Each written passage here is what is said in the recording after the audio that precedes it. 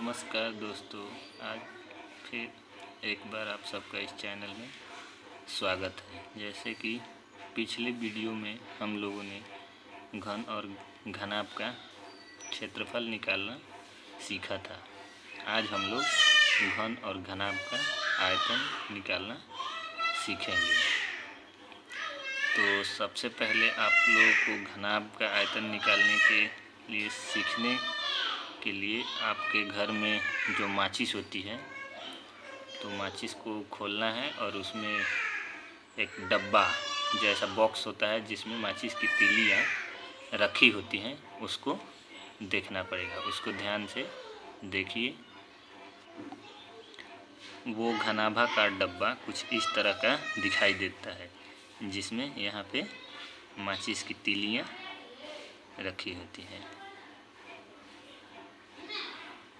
इसी तरह का होता है, घर में देखा होगा आप लोगों ने। तो अब हमें इसका आयतन निकालना है, यानी कि इसमें कितना अंदर जो खोखला स्थान है, कितना कोई पदार्थ इसमें डाला जा सकता है। मतलब जितना इसका आयतन होगा उतना इसमें पदार्थ को डाला जा सकता है, चाहे वो द्रव हो या कोई भी तरल हो या ठोस हो। इसके अंदर जो खाली स्थान होता है उसमें भरा जा सकता है।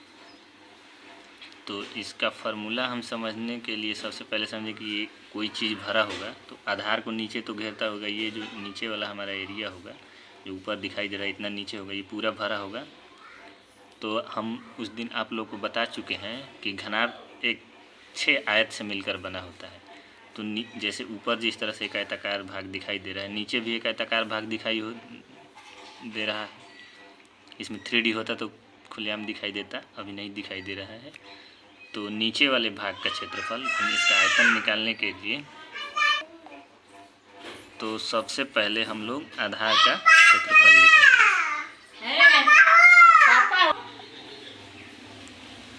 आधार का क्षेत्रफल, तो आधार का क्षेत्रफल इसमें होगा, ये हमारा लंबाई हुआ तो ये चौड़ाई होगा, यानी कि L गुना B। L से हम लोग लेंथ लंबाई लेते हैं और B से ब्रेथ चौड़ाई लेते हैं। ये लंबाई होता है और ये चौड़ाई होता है। तो आधार का क्षेत्रफल, अब आधार का क्षेत्रफल तो हो गया, नीचे वाला स्थान तो हो गया। तो ऊपर भी ये जो हमारा पर्सन है, ये पर्सन जो है ये भी भरा होगा।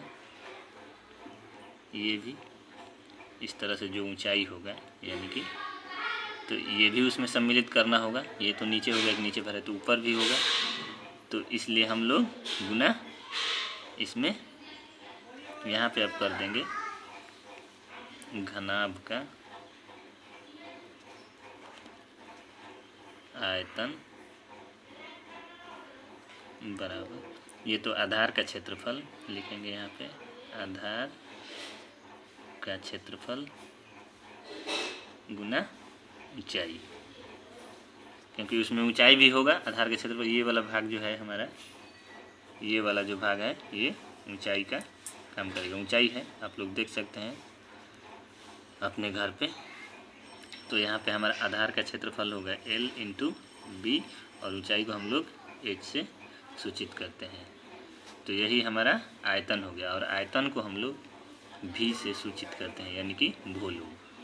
तो यहाँ पे V आयतन हमारा निकल के आ गया L into B into H, यानी कि घनाभ का आयतन लंबाई गुना चौड़ाई गुना ऊंचाई।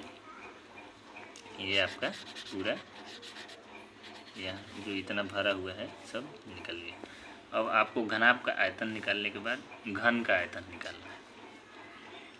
तो घन में भी यही है, लंबाई और चौड़ाई और ऊंचाई, क्योंकि घन भी इसी तरह का होता है, उसमें सब लंबाई चौड़ाई ऊंचाई होगा। तो उसमें लंबाई और चौड़ाई ये और ऊंचाई सब बराबर होते हैं, क्योंकि वो भी एक वर्ग से, हम बताए थे कि वर्ग से मिलकर बनते हैं। तो उसका फिगर देख लीजिए आप लोग, इस तरह का होता है। ये आपका हो गया। तो इसमें भी, इसमें द्रव भरा होगा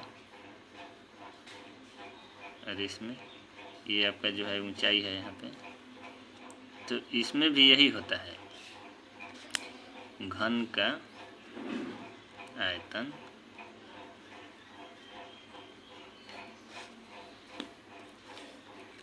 इसमें भी घन का आयतन में आधार का क्षेत्रफल लेंगे, आधार का क्षेत्रफल। तो आधार का क्षेत्रफल हमारा होता है लंबाई गुना चौड़ाई। तो यहाँ पे हम लंबाई या चौड़ाई को लिख सकते हैं L गुना L या B गुना B, क्योंकि यहाँ पे होता है आपका L बराबर B, क्योंकि इसमें लंबाई और चौड़ाई दोनों बराबर होते हैं। तो फिर अब यहाँ भी घन का आयतन के लिए यहाँ पे इंटू यहीं कर दीजिए ऊंचाई h, तो यहाँ पे हो जाएगा h। तो यहाँ भी हम लिख सकते हैं इसको L। यहाँ पे फिर आप एक पोस्ट और बना लीजिए, यहाँ पे लिख दीजिए L बराबर B बराबर h, यानी कि ये तीनों एक दूसरे के बराबर हैं। तीनों की जगह पे हम किसी को भी लिख सकते हैं। तो घन का आयतन आपका हो जाएगा L3, यानी कि भुजा Q। तो ये आपका V इक्वल टू हो जाएगा L3। और इसमें हम यहाँ पे घन के आयतन में किनारा होता है, क्या आयतन, तो किनारा को A से घन में सूचित किया था, इसलिए यहाँ पे हम लिखेंगे AQ। हमने ये तो जान लिया कि मतलब फार्मूला AQ ही क्यों होता है, L गुना B गुना H ही घन आपका आयतन क्यों होता है और घन का आयतन भुजा क्यों होता है, ये तो जान लिया। अब इसी पे आप लोगों को आगे अपने एक्सरसाइज को बनाना है। इसी फार्मूला के थ्रू आप लोग का एक्सरसाइज बन जाएगा। अगले वीडियो के लिए मिलते हैं अगले क्लास में।